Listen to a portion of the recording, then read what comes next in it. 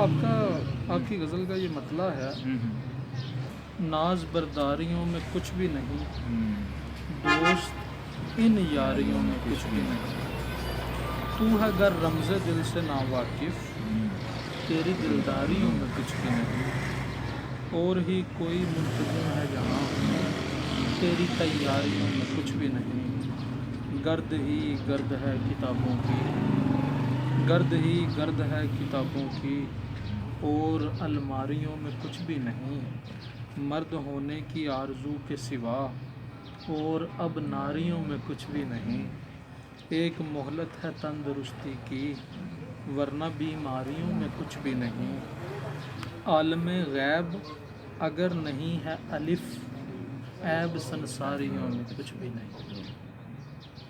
اب آئے ہم اس تیسرے شعر پہ، یہ جی، اور ہی کوئی منتظم ہے یہاں، تیری تیاریوں میں کچھ بھی نہیں، اس حوالے سے بتا۔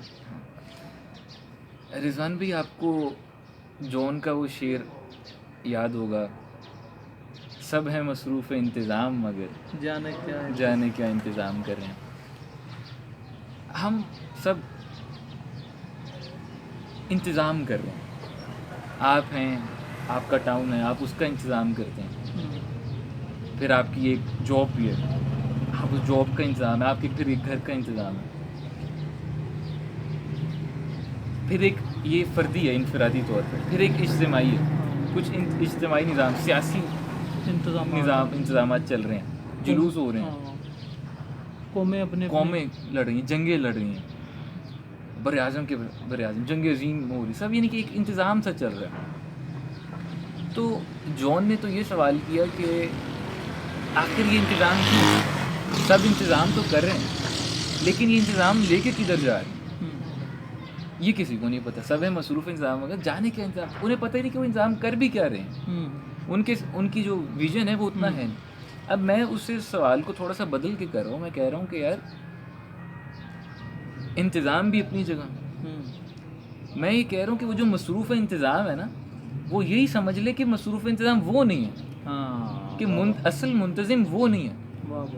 یہ تو سوال اگلا بنتا ہے نا کہ انتظام کس لیے، اس سے بھی پہلے یہ سوال ہے کہ منتظم کون ہے؟ کیا آپ اور میں ہی ہیں، یا کوئی ایک بڑی پاور ہے، ایک ہائر پاور ہے، ایک یونیورسل کوئی پاور ہے، وہ کام کر رہی ہے، وہ منتظم ہے اصل۔ تو میں نے اسی کی طرف اشارہ کرنا چاہا، میں نے کہا کہ ہمارے مائنڈ سے ہم جو سوچ کے سمجھ رہے ہیں یار کہ ہم کر رہے ہیں، ہم تیاریاں کر رہے ہیں، تو میں کہہ رہا ہوں کہ نہیں، منتظم کوئی اور ہی ہے، کوئی اور ذات ہے، کوئی اور طاقت ہے، جو بھی آپ کا نام دینا چاہیں۔ تو میں کہہ رہا ہوں کہ منتظم ایک بڑی لیول پہ کام کر رہا ہے، ہماری تیاریاں نہیں ہیں، کچھ بھی نہیں۔ اچھا جی، گرد ہی گرد ہے کتابوں کی، اور الماریوں میں کچھ بھی نہیں۔ رضوان بھائی، آپ یونیورسٹی میں میرے ساتھ تھے، 4 سال ساتھ تھے آپ۔ جی بالکل۔ آپ نے مجھے دیکھا کہ ہر وقت میں لائبریری میں بیٹھا ہوں، کلاس میں بھی آؤں گا، کوئی کتاب ساتھ میں لے آؤں گا اور بیٹھا پھر پڑھی جا رہا ہوں۔ کوئی ٹیچر آتے ہیں کلاس میں آتے تھے یا مجھ سے پوچھتے منیب آپ کیا پڑھتے رہتے ہیں، تو آپ جانتے ہیں، آپ شاہد ہیں کہ جی میں نے کتابوں میں ہی اور الماریوں میں ہی کافی وقت لگایا، اور اب میں آپ سے اس بنا پہ کہتا ہوں کہ اب میں اس شعر پہ پہنچا ہوں۔ اب میں 25 سال عمر ہوئی نا، اب جا کے اور کئی 10-15 سال لائبریریوں میں لگانے کے بعد اب مجھے سمجھ آیا کہ ان لائبریریوں اور کتابوں میں کچھ بھی نہیں، کتابوں میں علم ہے، اور سب سے پہلی بات یہ ہے کہ وہ علم آپ کا نہیں ہے، ذاتی نہیں ہے آپ کا، وہ کسی کا ہے، آپ کا مشاہدہ اس میں نہیں ہے۔ پہلی تو یہ چیز ہے کہ آپ جو ہے، آپ کسی کی آنکھ سے چاہتے ہیں کہ دنیا کو دیکھ لیں، حالانکہ اصل آنکھ جو ہے وہ آپ کی آنکھ ہے، پہلی آنکھ آپ کی آنکھ ہے۔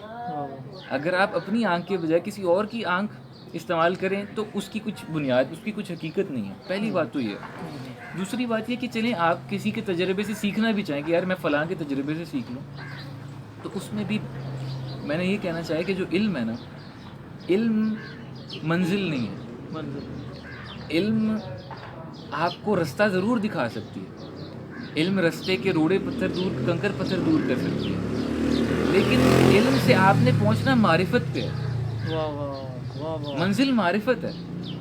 واہ واہ علم منزل نہیں ہے، واہ واہ واہ. اور کتابوں سے آپ کو علم مل جائے گا، معرفت نہیں ملے گی. ہاں وہ اقبال نے علم میں بھی سرور ہے لیکن ہاں. یہ وہ جنت ہے کہ جس میں حور نہیں. واہ واہ واہ واہ. علم میں بھی سرور ہے لیکن یہ وہ جنت ہے جس میں حور نہیں. بالکل. واہ واہ. تو اصل معرفت ہے، اور معرفت تو نفس کی ہوتی ہے، معرفت من عرف نفس فقد عرف ربہ. تو وہ آپ کو جو ہے نا علم پہنچا سکتا ہے ضرور، اس علم سیڑھی لگا کے. لیکن جیسے سیڑھی میں اس دیوار ہے یہاں پہ، یہ آپ کو پیچھے نظر آئے کہ ادھر لگا دوں، اب جانا آپ نے پار ہے، پھلانگنا ہے، کودنا ہے. تو علم وہ سیڑھی ہے جسے آپ یہاں پہ آ گئے، آپ علم کو چھوڑ دیں، وہ سیڑھی کو گرائیں اور کود جائیں، وہ معرفت کو کودنا ہے. تو وہ اصل ہے. اب میں نے کہنا چاہا کہ پھر اس لحاظ سے یہ جتنی بھی الماریاں ہیں ان میں گرد ہے. گرد سے میں نے تعبیر کرنا چاہا کہ حقیقت نہیں ہے پھر کچھ. واہ واہ. اچھا جی، مقطع ہے اس کا. عالم غیب اگر نہیں ہے الف، عیب سنساریوں میں کچھ بھی نہیں. عالم غیب، سنسار اس کو کہتے ہیں، جہان، دنیا کو ہندی میں. اور سنساری کہتے ہیں جسے ہم دنیا دار کہتے ہیں. تو میں نے کہنا چاہا کہ عالم غیب اگر نہیں ہے الف، کہ منیب الف اگر عالم غیب، اب عالم کئی ہیں، عالم موجود ہے، عالم غیب ہے، عالم شہادہ ہے، جیسے قرآن عالم شہادہ والغیب. تو میں کہنا چاہ رہا ہوں کہ اگر تو صرف اب ہمارے پاس عالم غیب کا بظاہر براہ راست تو علم نہیں ہے، یا عینی شہادت نہیں ہے، بالکل ایسا. لیکن ایک ایمانی ضرور ہے، یا ایک خبر ضرور ہے کہ ایک اور عالم بھی ہے. تو میں صرف کہنا چاہ رہا ہوں کہ بفرض محال، یا اگر فرض کر لیں کہ کوئی اور عالم نہیں ہے، تو پھر میں چاہنا چاہ رہا ہوں کہ یہ دنیا دار بھی اگر ہے، پھر سنساری بھی کوئی ہو جائے نا، اس میں برائی نہیں ہے.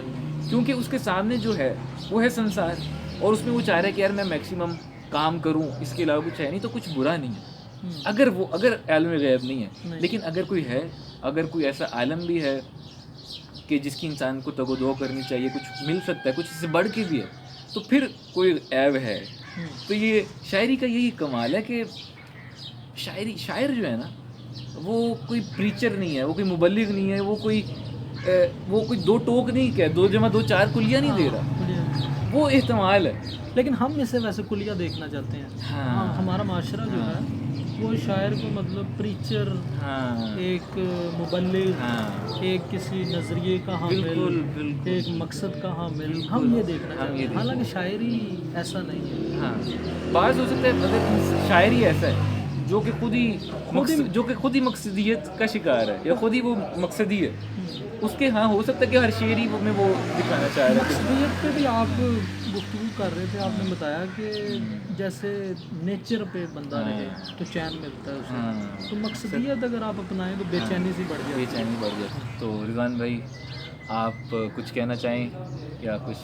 یہ میں صرف یہی کہوں گا کہ یہ جو آپ نے الف لگا لیا ہے، منیب الف، یہ بہت بڑی بات ہے کہ میں بلے دے الف دا پاندی، میں بلے دے الف دا پاندی، بے نہیں میرے نال کھلونا.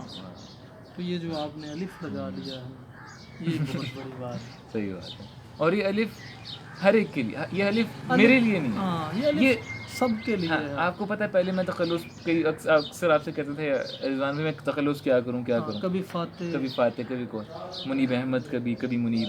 تو پھر کرتے کرتے میں الف پہ آیا.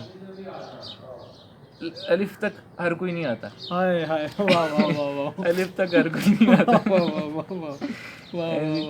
اور اس تخلص میں خوبی یہ ہے کہ یہ نام بھی ہے، انعام بھی ہے. انعام کہتے ہیں کہ نام نہیں ہے، یعنی کہ ہے تخلص میرا بھی اور میرا نہیں بھی ہے، یہ پڑھنے والے کا ہے. گویا کہ میری غزلوں میں ہوں بھی اور نہیں بھی ہوں. الف سے میری طرف نہ جائے، میں کہوں گا الف پڑھنے والا، آپ ہیں، آپ الف ہیں. جس نے الف کو جانا وہ الف ہے. الف پڑھ کے ہر کوئی اپنے اس سے مراد لے گا جو میں شعر لکھتا ہوں. تو بس یہ میں کہوں. نہیں، اس پہ میں نے کہا کہ آپ سے پوچھوں